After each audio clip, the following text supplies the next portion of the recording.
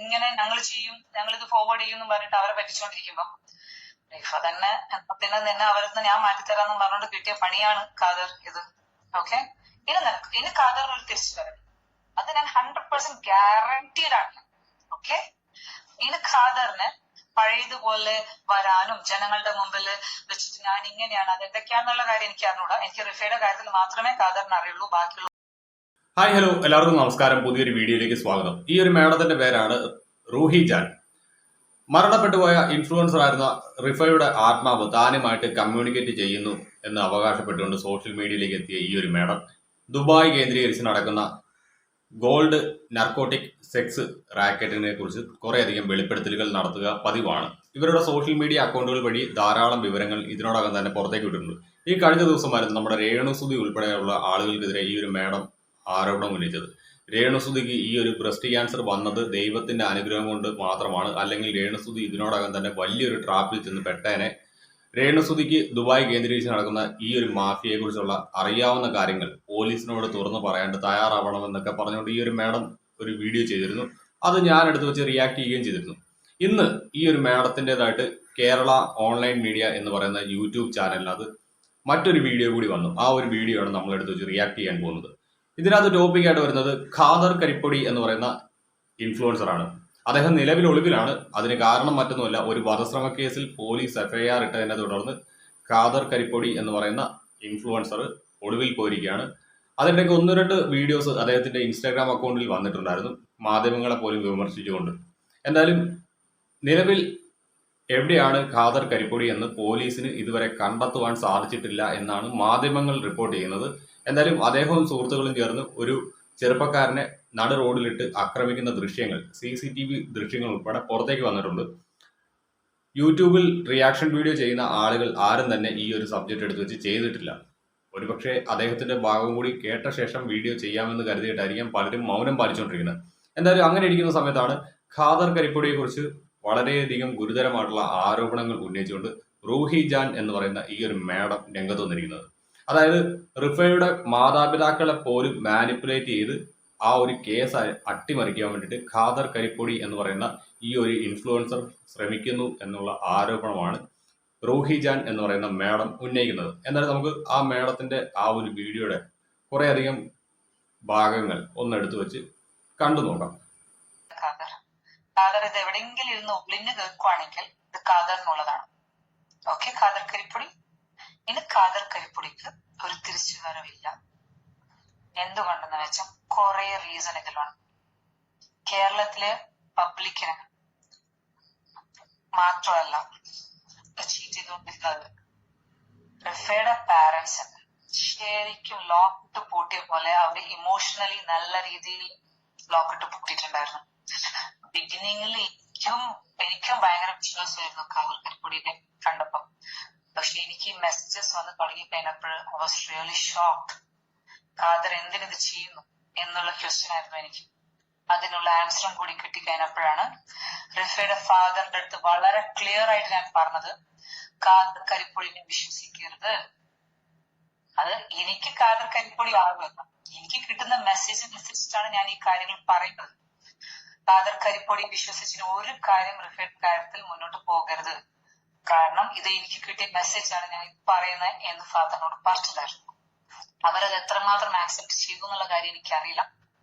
പക്ഷെ അവരെ വർഷങ്ങളായിട്ട് ഇതിപ്പോ മരിച്ചിട്ട് ഈ 4 years ആവണം ഖാദർ കരിപ്പൊടി നല്ല രീതിയിൽ മിസ്യൂസ് ചെയ്തു. അവന്റെ ചാനലിനെ വേണ്ടിയിട്ടും എല്ലാ കാര്യം അതിന് വേണ്ടിയിട്ട് മാത്രമല്ല, അവൻക്ക് ഓർഡർ കിട്ടിയത് വേറെ ടീമിന്റെ അടുത്തുനിന്നാണ്. അതായത് ഇതിനകത്ത് ഈ മേഡം ഉന്നയിക്കുന്ന ആരോപണം എന്ന് പറയുന്നത് ഖാദർ കരിപ്പൊടി എന്ന് പറയുന്ന ഇൻഫ്ലുവൻസർ റിഫയുടെ മരണത്തിൽ അന്വേഷണം ആവശ്യപ്പെട്ടുകൊണ്ട് ഇടപെട്ടത്, റിഫയുടെ മരണത്തിൽ പങ്കുണ്ട് എന്ന് ഈ മേഡം ഉൾപ്പെടെ വിശ്വസിക്കുന്ന ഗൾഫ് കേന്ദ്രീകരിച്ച് നടക്കുന്ന സ്വർണ്ണക്കടത്ത് മാഫിയ, ആ ഒരു മാഫിയയാണ് ഖാദർ കരിപ്പൊടിനെ ഈ ഒരു വിഷയത്തിൽ ഇടപെടാണ്ട് അയച്ചിരിക്കുന്നത് എന്നാണ് പറയുന്നത്. അതുകൊണ്ട് തന്നെ ഈ പെൺകുട്ടിയുടെ കുടുംബത്തെ, അതായത് റിഫയുടെ കുടുംബത്തെ വഞ്ചിച്ചുകൊണ്ട് അവരെ മാനിപ്പുലേറ്റ് ചെയ്ത് ഒരാളിലേക്ക് മാത്രം ഈ ഒരു കേസ് അന്വേഷണം പോകുന്ന തരത്തിലേക്ക് മാറ്റുവാനാണ് ഈ ഖാദർ കരിപ്പൊടി എന്ന് പറയുന്ന വ്യക്തി ശ്രമിക്കുന്നതെന്നാണ് ഈ ഒരു മേഡം പറയുന്നത്. എന്തായാലും നമുക്ക് ബാക്കിയും കൂടി ഒന്ന് കണ്ടു നോക്കാം. അത് കണ്ടു കഴിയുമ്പോൾ നിങ്ങൾക്ക് ഏകദേശം കാര്യങ്ങളൊക്കെ മനസ്സിലാകത്തുള്ളൂ. ഒരു കാര്യം പറയാം, എനിക്ക് ഈ സിക്സ്ത് സെൻസ് എന്ന് പറയുന്ന കാര്യങ്ങളിലും ഈ പാരാനോർമൽ ആക്ടിവിറ്റി എന്ന് പറയുന്ന കാര്യങ്ങളിലൊക്കെ വിശ്വാസമുണ്ട്. പക്ഷേ അത് എത്രത്തോളം പ്രാക്ടിക്കൽ ആണ് എന്ന് ചോദിച്ചു കഴിഞ്ഞാൽ എനിക്ക് ഇപ്പോഴും അറിയില്ല. ഈ ഒരു മേഡം ഇതിനകത്ത് പറയുന്നത് റിഫയുടെ ആത്മാവാണ് ഈ മേഡത്തിനോട് വന്ന് ഇത്തരം കാര്യങ്ങൾ വെളിപ്പെടുത്തുന്നതെന്നാണ് പറയുന്നത്. എന്തിനാ പറയുന്നത്? ഖാദർ കരിപ്പൊടിയും രേണുസുതിയും ഇപ്പോൾ അനുഭവിക്കുന്ന പല കാര്യങ്ങൾക്കും റിഫയുടെ ആത്മാവാണ് ഒരു കാരണമായിട്ട് പ്രവർത്തിക്കുന്നതെന്നാണ് പറയുന്നത്. രേണുസുതി കൃത്യമായിട്ട് ഈ ഒരു മാഫിയയെ കുറിച്ച് വെളിപ്പെടുത്തൽ നടത്തി കഴിഞ്ഞാൽ അവരുടെ അസുഖം പൂർണ്ണമായിട്ടും ഭേദമാവുന്നൊക്കെയാണ് ഈ മേഡം പറയുന്നത്.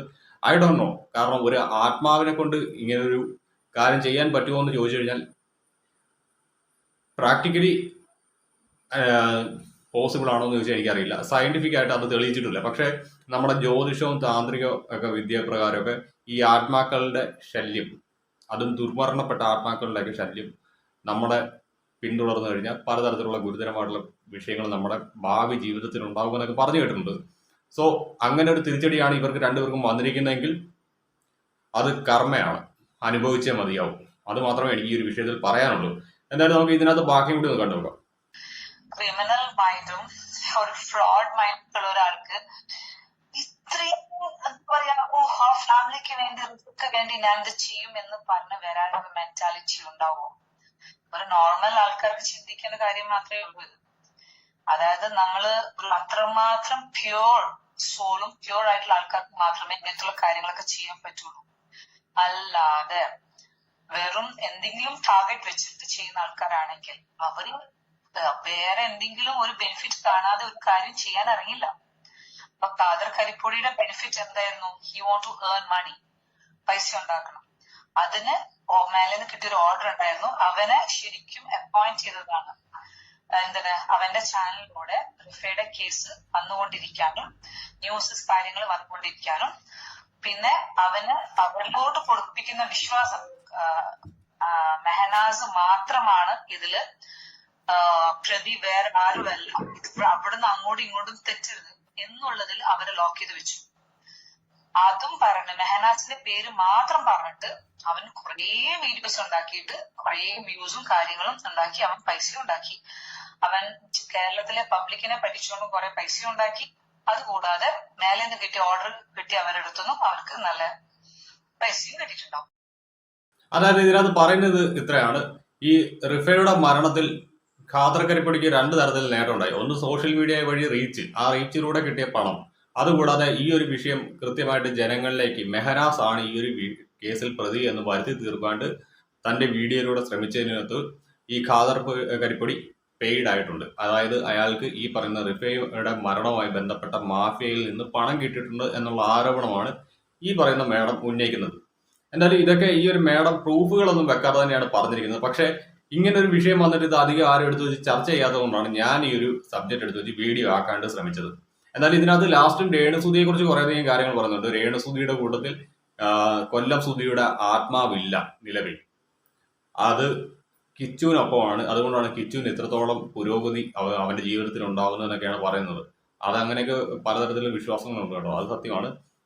അതായത് ആത്മാക്കൾ, നല്ല ആത്മാക്കൾ നമ്മുടെ കൂട്ടത്തിലുണ്ടെങ്കിൽ, നമ്മുടെ കാരണവന്മാരൊക്കെ നമ്മുടെ കൂട്ടത്തിലുണ്ടെങ്കിൽ നമുക്ക് വലിയ ആപത്ത് തട്ടുകേടൊന്നും വരാതെ നമ്മൾ രക്ഷപ്പെട്ടു പോരും എന്നൊക്കെ പഴയ കാരണവന്മാർ പറഞ്ഞു കേട്ടിട്ടുള്ള അറിവുണ്ട്.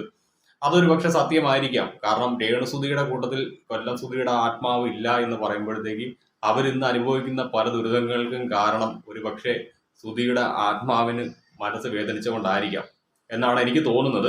എനിക്ക് സത്യം പറഞ്ഞ ഈ പറഞ്ഞ റിഫയുടെ ഫാമിലീസ് ആയിക്കോട്ടെ, ഈ പറഞ്ഞ ഇൻഫ്ലുവൻസേഴ്സ് ആയിക്കോട്ടെ, കരിപ്പൊടിയുടെ ആരും എനിക്ക് ആരുമായിട്ടും കണക്ഷൻ ഇല്ല.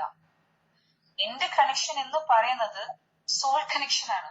അത് ഞാനായിട്ട് വരുത്തിച്ചതുമല്ല. എനിക്ക് ഗോഡ് റിഫൈനിലൂടെ എന്നെ എങ്ങനെ കണക്ട് ചെയ്യുന്ന ഗോഡ് ആൻഡ് റിഫൈൻ മീ, അത്രേ ഉള്ളൂ.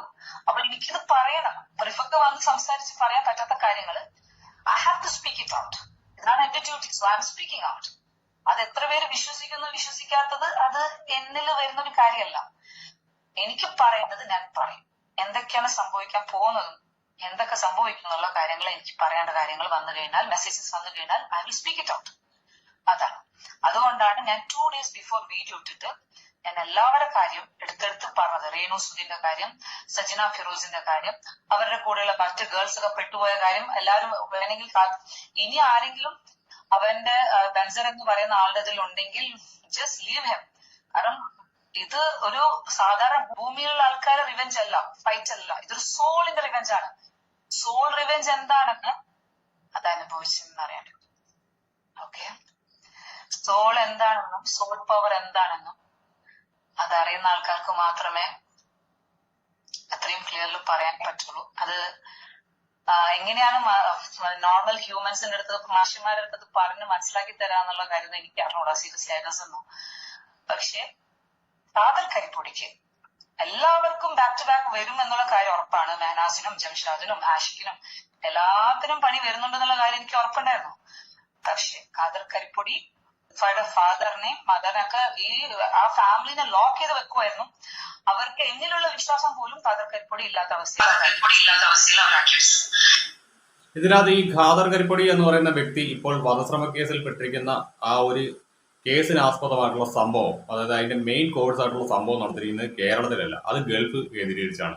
അവിടെ ഇദ്ദേഹത്തിന് പാർട്ട്ണർഷിപ്പ് ഉള്ള ഒരു ബിസിനസ് സ്ഥാപനത്തിൽ നിന്ന് ഒരാൾ കുറച്ചധികം പർച്ചേസുകൾ നടത്തുന്നു. അതിന്റെ പണം നൽകിയില്ല. അതിന്റെ പേരിൽ അങ്ങോട്ടും ഇങ്ങോട്ടും തുടങ്ങിയ ഒരു ക്ലാഷ് ആണ് ഇപ്പോൾ വധശ്രമ കേസിൽ ചെന്നെത്തി നിൽക്കുന്നത്.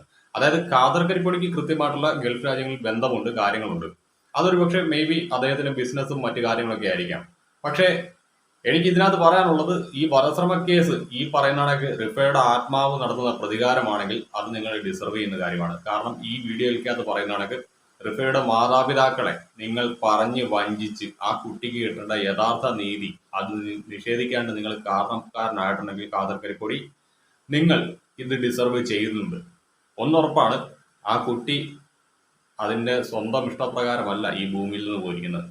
അങ്ങനെയുള്ള ആ കുട്ടീനെ ഇല്ലാതാക്കാൻ കൂട്ടുനിന്ന ആളുകൾക്കൊപ്പമാണ് നിങ്ങൾ നിൽക്കുന്നതെങ്കിൽ അത് നിങ്ങൾ അനുഭവിച്ചേ പോകുള്ളൂ. അത് മാത്രമേ ഞാൻ പറയുന്നുള്ളൂ. എന്തായാലും അപ്പൊ ഇതിനകത്ത് ഈ മേഡം വേറെയും കുറച്ച് കാര്യങ്ങൾ പറയുന്നുണ്ട്. ഇപ്പോൾ നിലവിൽ ഖാദർ കരിപ്പൊടി ഒളിവിലിരിക്കുന്നത് ഈ പറയുന്ന ഗൾഫ് കേന്ദ്രീകരിച്ച് പ്രവർത്തിക്കുന്ന ആ ഒരു സ്വർണ്ണക്കടത്ത് സംഘത്തിന്റെ കേരളത്തിലുള്ള ആളുകളുടെ സപ്പോർട്ടോടു കൂടിയാണ് ഇയാൾ ഒളിവിൽ കഴിയുന്നത്. അതുകൊണ്ട് തന്നെയാണ് ഇയാൾ ആർക്കും പിടികൂടാൻ പറ്റാത്തതെന്നൊക്കെയാണ് ഈ ഒരു മേഡം പറയുന്നത്. അതൊരു പക്ഷേ സത്യമായിരിക്കും. കാരണം ഈ സ്വർണ്ണക്കടത്തുമായി ബന്ധപ്പെട്ട പല കേസിലെയും പ്രതികളെ തപ്പി ചെല്ലുമ്പോഴത്തേക്ക് കേരള പോലീസ് അവിടെ ഉത്തരം മുട്ടിരിക്കുന്ന കാഴ്ചകൾ നമ്മൾ കണ്ടിട്ടുണ്ട്.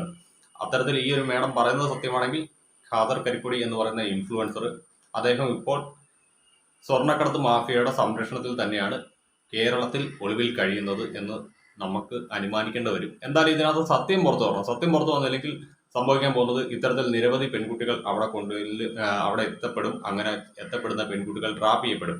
ആദ്യമേ ചെറിയ ചെറിയ എന്തെങ്കിലും കാര്യങ്ങൾക്ക് വേണ്ടിയിട്ട് യൂസ് ചെയ്യുന്നവരെ പിന്നീട് ഡ്രഗ്സിന്റെ കാരിയേഴ്സ് ആയിട്ടും പിന്നെ അതിനുശേഷം സെക്സ് വർക്കിന് വേണ്ടിയിട്ട് നിർബന്ധിക്കുന്നു എന്നുള്ള ഗുരുതരമായിട്ടുള്ള ആരോപണങ്ങളാണ് ഈ പറയുന്ന ഒരു ഗ്യാങ്ങിനെതിരെ ഇവർ ഉന്നയിക്കുന്നത്. അങ്ങനെ ഒരു ഗ്യാങ്ങിന്റെ പാർട്ടായിട്ട് ഖാദർ കരിപ്പൊടി എന്ന് പറയുന്ന വ്യക്തി പ്രവർത്തിച്ചിട്ടുണ്ടെങ്കിൽ ആ ആളെ കൃത്യമായ രീതിയിൽ അന്വേഷണം നടത്തി പൂട്ടുവാണ്ട് നമ്മുടെ നിയമ സംവിധാനങ്ങൾ തയ്യാറാവണം. സോ ഗൈസ്, ഇത്രേ ഉള്ളൂ നമ്മുടെ വീഡിയോ.